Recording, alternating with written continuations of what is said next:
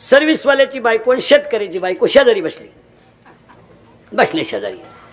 शेतकऱ्याची बायकोला 2-3 गुंठे जमीन विकायला निघली, तिला कळलं. आणि हिला फ्लॅट विक्रीला हे कळलं. 2 BHK आहे. लबाड बोलायचं नाही, पटकन सांगा. सर्व्हिसवाल्याची बायको काय घेईल? फ्लॅटच घ्या ना. ती म्हणणार 2 BHK घेऊ, टॉमी पाळूयात. एक टॉमी तर आहेच.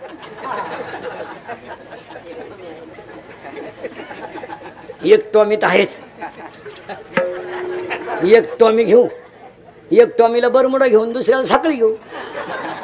आणि दोन्ही टॉमी 5 वाजता फिरायला नेऊ. नोकरीवाल्याची बायको म्हणेल, शेतकऱ्याची बायको काय म्हणेल माहिती का? अख्खा गळा रिकामा झाला तरी चालेल,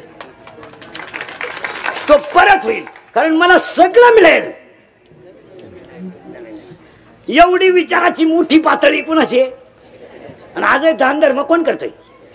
आपल्याकडे आता लोक स्वयंपाक करताय. पुन्हा मुंबई शहरात लोक स्वयंपाक करते नाही. ही नोकरीवाली स्वयंपाक नाही करते. करतील कशी? जी करून आणली तिला येत नाही. मग आता तुम्ही पहा, पुन्हा मुंबईला जा महाराज, डायरेक्ट 6, 7:30, 7 वाजता चपातीचे पॅकेज मिळतात आता डायरेक्ट. नवरा बायको असेल तर 6. मग तिने स्कूटीला किक मारायची, 6 चपात्या घेऊन यायच्या. तर हा खिलारी पार्सल घेऊन येणार. हे स्वयंपाक नाही करते. हे तुम्ही आजही पहा, शेतकऱ्याच्या बायकोला चहा ठेवायला तांब्या भर पाणी डायरेक्ट पातीलाच होती ती. म्हणून दे उरू नाही तर कुत्र पिऊ. तिला काय नाही, हे हलकट तसे नाही.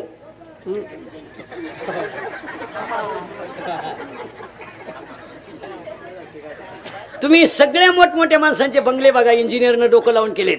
किचनचा ओटा आणि नवरा बसण्याची खिडकी इक्वल रेंज मध्ये. कोणता इंजिनियर पाहतो, कोणतं कन्स्ट्रक्शन असेल तर असो, कारण ते चहा करताना ते आरुली देत नाही आपल्यासारखे. आपण शेतकरी काय म्हणतो, चहा ठेवा रे, वजन असतं त्याचं ऐकतात. हे आताच नाही करत.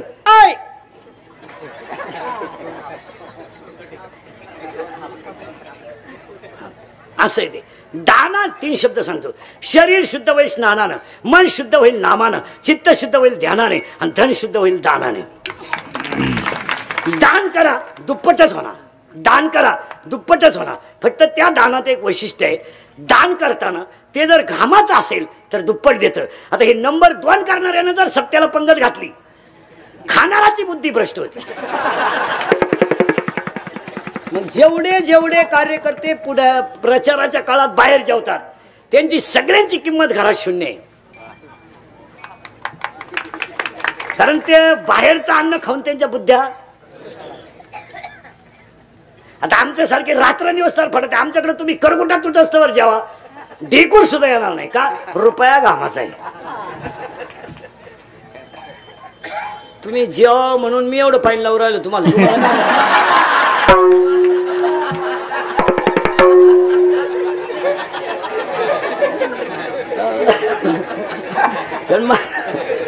उत्तर. आणि ही मुद्दा तुम्ही चांगला ध्यानात ठेवा. शरीर शुद्ध होईल स्नानानं, मन शुद्ध होईल नामानं, आणि चित्त शुद्ध होईल ध्यानानं. आता दानाने होईल लक्ष्मी दुप्पट, पण ते मनापासून केलं तर. जसं आता दान करत, झोपेतून पोरग उठलं, ढसढसा रडत आहे लहान पोरग. त्याला काय लागेल? झोप झाली म्हणलं, भूक लागली, त्याला दुधाची गरज. त्याची आई हुशार होती, तिने गॅसवर दूध तापवलं, ताटात थंड केलं, बाटलीत भरलं, बाटलीला बुज बसवलं, आणि पोराजवळ आली. पोरगा असं फरशीवर बसत होतं, फक्त वाकायचंय आता. त्याच्या तोंडात द्यायला, तेवढंच तिला मोबाईल आला. आता महत्वाचं काय? पोर. तिनं वर कानाला मोबाईल लावला, हात तासात राहिला. कुत्रीचं पिलू अख्खं दूध पिऊन गेलं.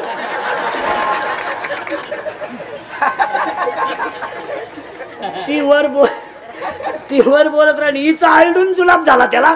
कुत्रीचं जोगून तिच्या पशीच फिरायला लागलं. याला उत्तर आहे, महाराजांची भाषा आहे, आपली नाही. प्रत्येक वाक्याला पुरावा. 15वा अध्याय. मन, बुद्धी, चित्त आणि अहंकार हे चतुर्विध चिन्ह अंतकरणाचे. कोणती गोष्ट चित्त लावून करा, यश येणार. फक्त काय ओतलं पाहिजे त्याच्यात? जीव ओतला पाहिजे. आणि जीव ओतण्यासाठी ती गवळण आहे, ती ज्ञानी आहे. पहिला मुद्दा संपला. गवळणीचा भावार्थ पटापटा सांगतो, म्हणजे तुम्हाला 3-3:30ला मोकळं करतो. गोकुळामध्ये 3 प्रकारच्या स्त्रिया होत्या, लेक, सून आणि सासू. कोणी सुना कोणी लेकी, कोणी एकी स्वतंत्र, कोणी एकी स्वतंत्र, कोणी एकी स्वतंत्र, कोणी लेकी, कोणी एकी स्वतंत्र, कोणी एकी स्वतंत्र, कोणी एकी स्वतंत्र. एक होती सून आणि एक होती, 2 भाग पाडायचे बरं का, अंतरंग आणि सर्वसामान्यांसाठी बाह्यरंग आणि फिट वारकऱ्यांसाठी अंतरंग. म्हणजे कोणीच तसं जायला नको, अंतरंग. गोकुळामध्ये 3 स्त्रिया होत्या. पोरगी बापाच्या घरी आली, गावात सप्ताह होता, तिला कळलं, ती कीर्तनाला निघली. कुणाला विचारायची गरज आहे का? नाही. ती कुणाच्या घरी? बापाच्या घरी. मग ती स्वतंत्र आहे का पारतंत्र्य आहे? स्वतंत्र आहे. दुसरीनं सगळं आवरलं, शेळ्या बकऱ्यांचं आवरलं, कोंबड्यांचं आवरलं, घासही कापून ठेवला, 2 भाकरी थापून ठेवल्या, चुलई इजून ठेवली, सगळं करून ठेवलं, साडी बदलवली, मेकअपही केली आणि कीर्तनाला निघली. कुठे चालली का? कीर्तनाला. भांडे तो बाप घाशीन का? फिरली माग. कोण आहे ती? सून. सगळी तयारी केली, पण जाण्याचं स्वातंत्र्य. आणि तिसरी सप्ताह बसला तशी मांडवतच होती सासू. मग एक होती लेख, एक होती सून आणि एक होती सासू. 15-20 वर्षापूर्वी आपल्याकडं नवरी नवरदेवाच्या घरी जायला निघली आणि जाऊन आली का परत जायची, तो पाटी द्यायची. पाटी पाटी पाटी ती मूळ पाटी असायची. तेव्हा पुरणपोळीन भजे द्यायची. पूर्वी महिलांना पोळ्या यायच्या, त्याच्यामुळे पोळ्या द्यायच्या. आता पोळी वारली, आता तिची मावस बहीण उठली, पुरी पुरी पुरी. आणि ती निघाल्यानंतर ती पुरीची आई म्हणायची, पोटभर खायचं, दणकून काम करायचं, तक्रार जर आली तर तू येईन मी. हा कोणाचा सल्ला होता? आईचा. या 10 वर्षापासून पुरीची आई डायरेक्ट पुरीला सांगती, एखादा महिना बघ, सगळ्यांचा अंदाज घे, नाही तर पाहुणा इकडे घेऊन ये, कांदे वाटणं करीन. 80% नाही महिलांनी एका मिनिटात कबूल व्हायचं माझ्यापुढं. कीर्तनात असलेली कोणती बाई अशी आहे का तिच्या पुरीचा तिला 4 दिवसापासून फोन नाही, फक्त तिनं बोटवर करा, सत्कार करतो मी. कोणी करायचा. आता आज मला पाकिट नाही, तर पाकिट आहे तुम्हाला दिला.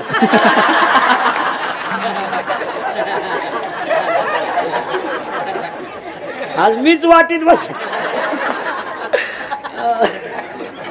नाही नाही काय नाही, अशी बाईच नाही का ती पुरीला फोन. बरं फोनवर काय बोलायचं नसतं? काय असतं रोज बोलाय? जेवली का? झोपली का? काय कालवण केलं? ते कुठे गेले? ते गेले मिलिटरीत.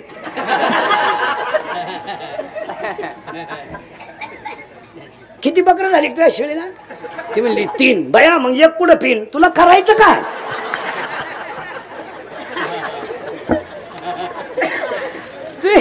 मग ती लेख नाही. इथं लेख कशी ऐकायची, बाहेर लेख नाही सांगायची बरं का. आता कोणती लेख सांगायची?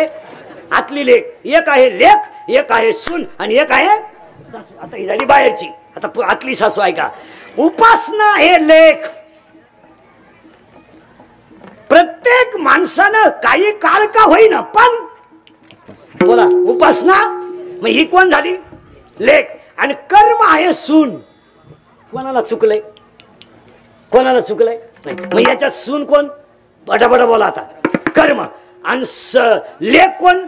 उपासना. आणि मुकली कोण आहे? सासू. तिचं नाव आहे ज्ञान. ज्ञान नावाची सासू आहे याच्यात. कर्म नावाची सून आहे आणि उपासना नावाची लेख आहे. या तिघीत लवकर कोण उठत असेल?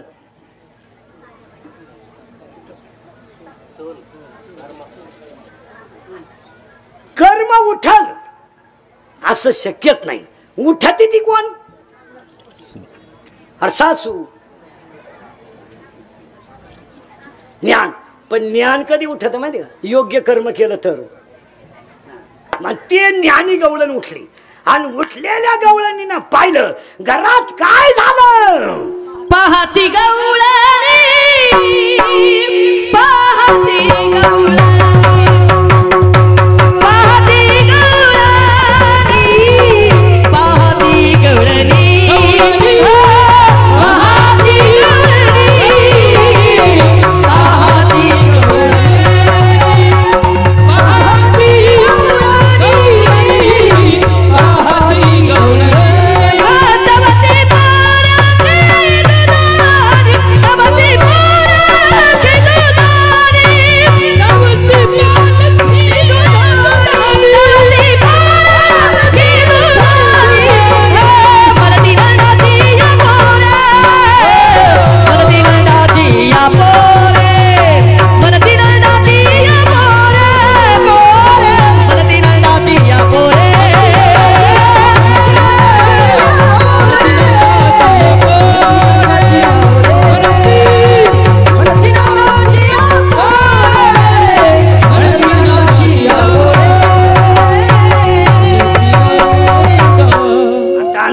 महाराज मंडळीसाठी कोणती गवळण उठली?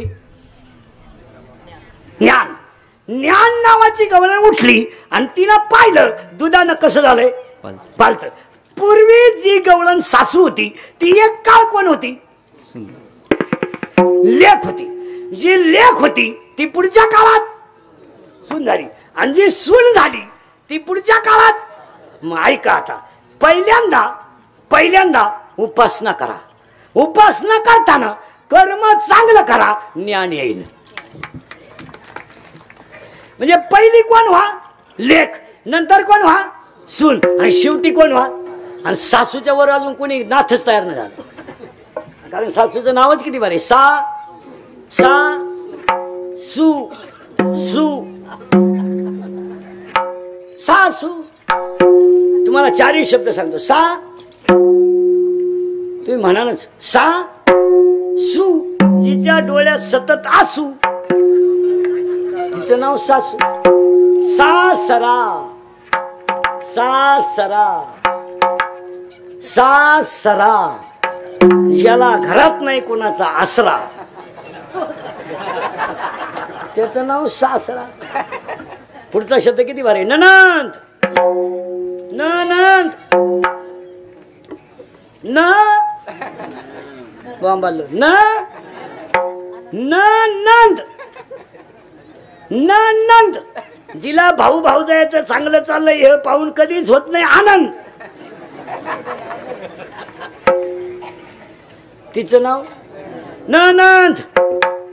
नंद. आता एक झाली उपासना, एक झालं कर्म आणि एक झालं ज्ञान. आणि ती गवळण सकाळी उठली. तिघांची गवळण उठली. एका वाक्यात सांगतो. निवृत्तीनाथ भेटले, ज्ञानोबारायांची पालथं दुधानं झालं. निवृत्तीनाथ भेटले, ज्ञानोबाचं दुधानं पालथं झालं. बाबाजी चैतन्य भेटले, तुकोबारायचं दुधानं पालथं झालं. विसोबा खेचर भेटले, नामदेवरायाचं दुधानं पालथं झालं. जनार्दन स्वामी भेटले, एकनाथ महाराजांचं दुधानं पालथं झालं. वशिष्ठ भेटले, रामाचं दुधानं पालथं झालं. आणि संदीपानी भेटले, कृष्णाचं दुधानं पालथं झालं. स्वप्न पडलं, बाबाजी चैतन्य भेटले.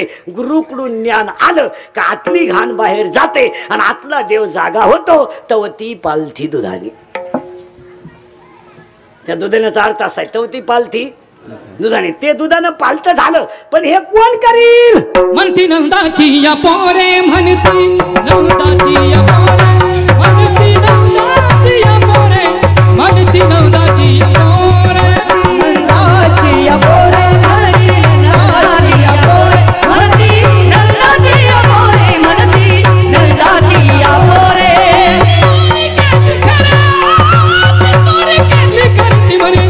नंदाची या पोरे, म्हणती नंदाची या पोरे, म्हणती नंदाची या पोरे, म्हणती नंदाची या पोरे, म्हणती नंदाची या पोरे, म्हणती नंदाची या पोरे, म्हणती नंदाची या पोरे, म्हणती नंदाची या पोरे.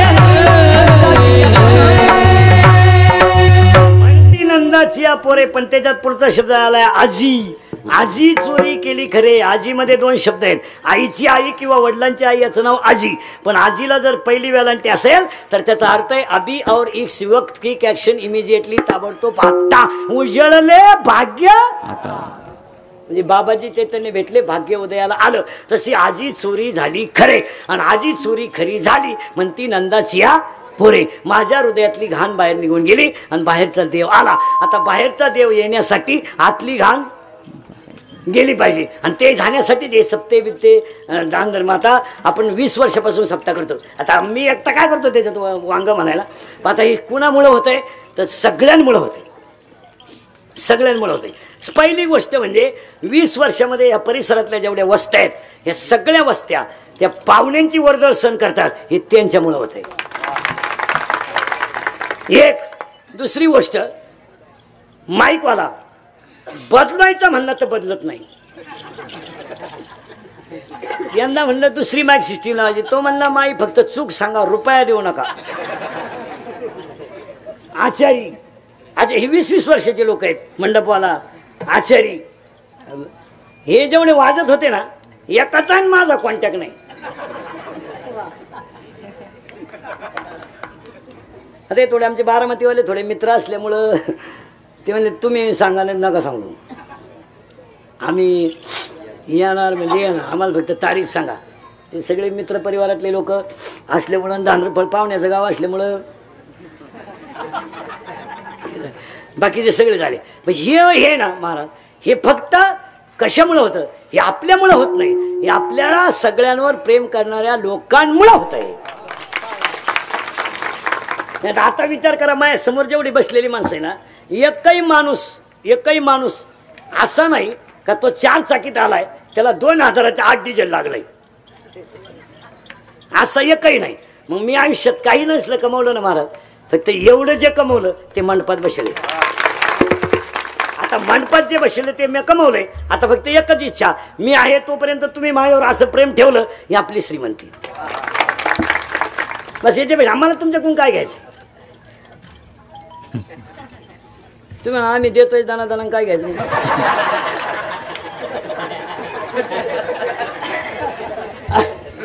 नाही नाही नाही, तुम्ही द्या अथवा नका देऊ, पण सगळं मिळवणं सोपं आहे. सगळं माणसं मिळवणं सगळ्यात अवघड आहे.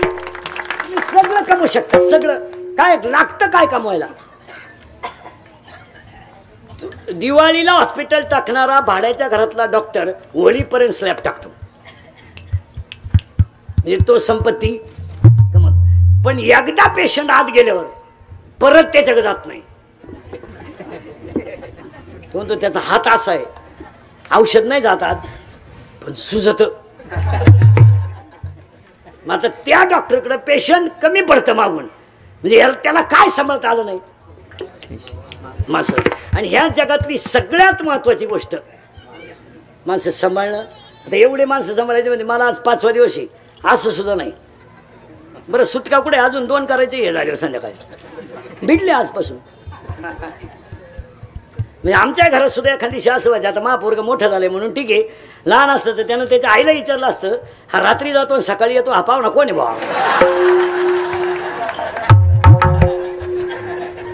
त्याला आता कळतंय बा मा बाबा आहे. नाही तर आमचे जे संसार आहेत ना मला, याच्यात काही नाही मला, काय नाही, सगळं नील. कोणचं काय झालं माहीतच नाही. मराठीत एक म्हणे, उठरे चिंदा तोच धंदा, काय नाही महाराज. पण एक आहे महाराज, त्याच्यात जे समाधान आहे. आज फक्त मी तर शेवट सांगतो तुम्हाला की तुम्ही आत्तापर्यंत जेवढं 20 वर्षात प्रेम ठेवलं तेवढं जरी ठेवलं, आज शेवटपर्यंत ठेवा, एवढेच 20 वर्षांनी प्रार्थना. बाकी संपत्तीचं काय घेऊन 80% कीर्तनकारांची पोरं क्वार्टर पेतात, 100% भजन्यांचे पोरं खराब आहेत. बाप पहाट बसून देवळात बोंबलतो, तुझे निढळी कोटी चंद्रप्रकाशे, कमला नयना हरीचे वदनाशे. त्याचाच पोरे आला काळ्या पिशीत मटाण घेऊन. मग त्याचा बाप म्हणतो, उभा राहून या कसा हलवितो बाप रखमा देव थोडे भरला पोऱ्या मागून. मग बाप म्हणतो, पिवळा पितांबर कसा गरुडावर बैसोनी माझा कैवारी दिली पोरांना बापाच्या ठोणन मग बाप म्हणतो विठोबाचे राजा विष्णुदास नाम जीवे भावे ओवाळे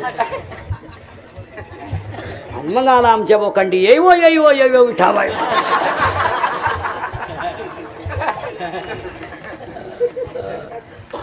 ध्यानात ठेवा नाही उद्याची गॅरंटी नाही पण आज आहे ते सत्य आहे उद्या कुणाचे दिवस कसे फिरतील सांगतात नाही पण आज जे दिवस आहेत बीडीओ साहेबांना रस्ता द्या विठाल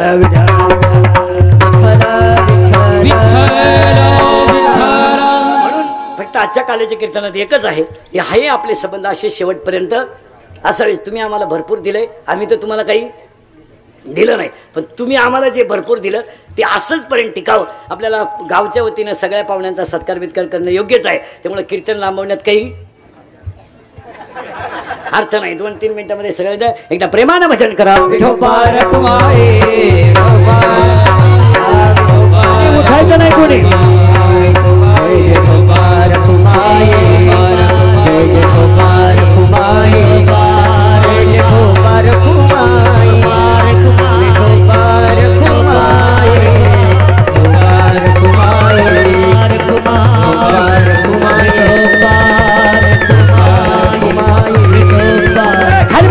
खाली बसा